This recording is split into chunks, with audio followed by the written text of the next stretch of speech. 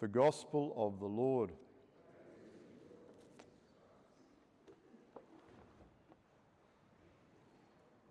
So I've been in Portland, Oregon, which is a lovely part of the world. If you ever get the chance to go there, I'd recommend it. The Pacific Northwest of the US. Really re-exploring Jesuit life. We call it tertianship, sometimes more poetically called the School of the Heart. So after a certain number of years of being ordained, one of the eccentricities of the Society of Jesus is we take our final vows years after the first vows. Most other orders, you've got to do it a few years after your first vows before ordination. Anyway, we're usually 5 to 7 years. For me, it's been a bit longer, 13 years later. You go off and do this thing called tertianship. And one of the joys of it is to study again the history of the Society of Jesus, which is a dramatic one, twists and turns, as you may or may not know, with the travails of mainly European, but also, of course, New World history. Battles with various popes, all sorts of things, including the suppression of the society. We were extinguished in 1773 by papal bull, then came back in 1813. So interesting. But of course, the whole thing is all about mission. If you go to the General Curia in Rome, in marble near the front door, there is inscribed Ite inflammate omnia, which is the Latin for this gospel. Go set fire to all, or to the whole world, you could say. When St. Francis Xavier left for then the Indies, India, Ignatius, when they parted, because they were very close friends, they'd met at the University of Paris and begun to form the Society of Jesus. Xavier was not thrilled by Ignatius when he met him, this older student, who by then was intoxicated with the love of God and wanted to keep sharing it. Xavier was somewhat repelled by Ignatius. But then, of course, the rest is history. He eventually realized that through Ignatius he was being called by Christ to give all, and he gave all. But as he was leaving, Ignatius said to him, "Go and set fire to the earth, Xavier." So fire is such a wonderful and powerful symbol in our faith, isn't it? Fire that purifies, fire that kindles other fires, the fire of our own hearts and passions. That one of Ignatius's great spiritual insights, which he amplified in his spiritual writings and life, was this importance of kindling the fire within. That God's relationship with you and I is so intimate, so personal. He deals with us so directly. And our passionate desires, the things that we cry out for most, the deepest desires of our heart are the ones that He has planted there. And our job is to sift out, how do I respond to this extraordinary call, this intimate, powerful call of love from Jesus Christ, that never forces itself on us, but always proposes, invites, but wants a free response. The freer the response, the more loving the response. Unfreedom is not a sign of the good spirit, it's a sign of the bad spirit. So we're called into this free and beautiful exchange of love for mission, especially in the Jesuit constellation, if you like. But here we have in the gospel the clear reminder, the awaking from our slumber perhaps, that there comes a price to pay, and none of us escape that, nor if we're in love with the Lord do we want to escape it.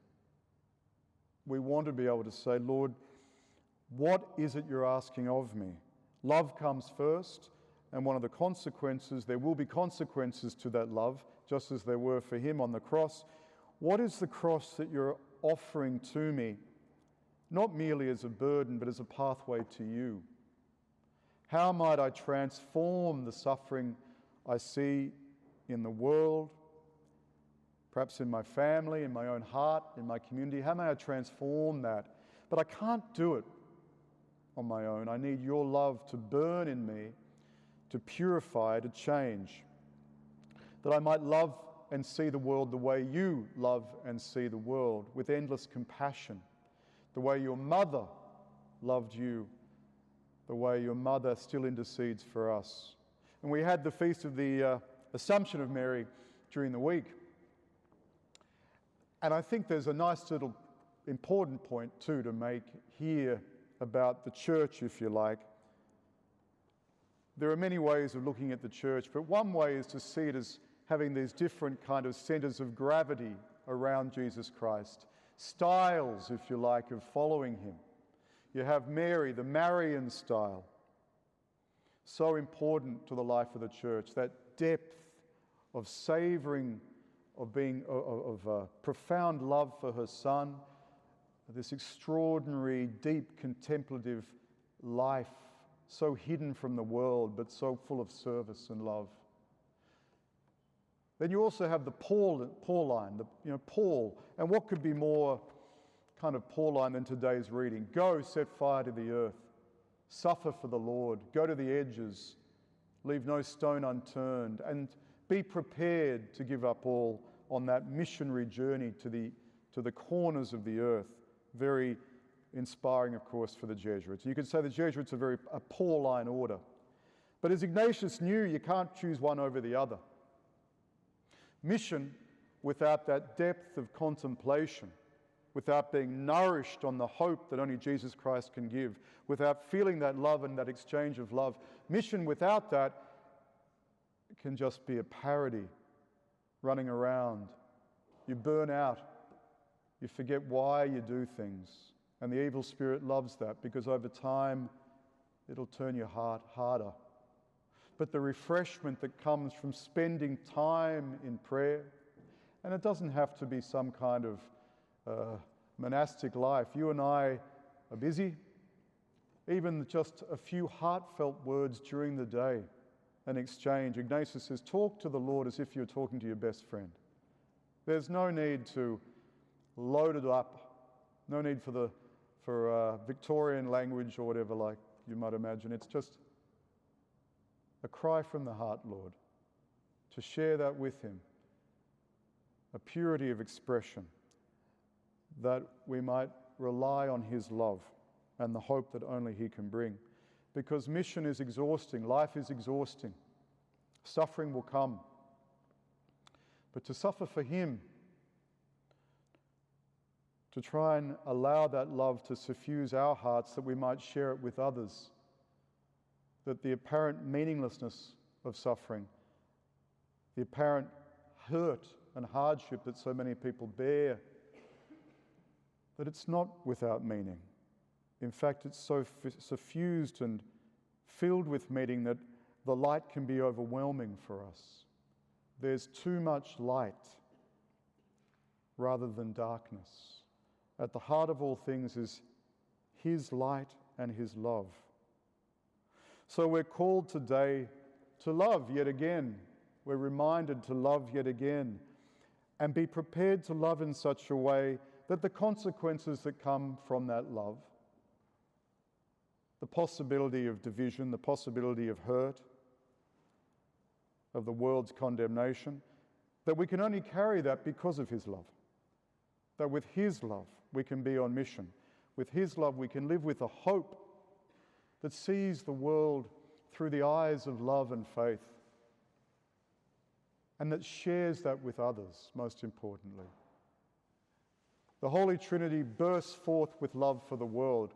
As a choice, we get to share in that when our hearts burst forth with love for the world.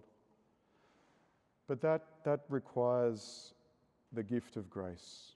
But the good news is that grace is on offer. That grace is always on offer to you and I. So we can say yes.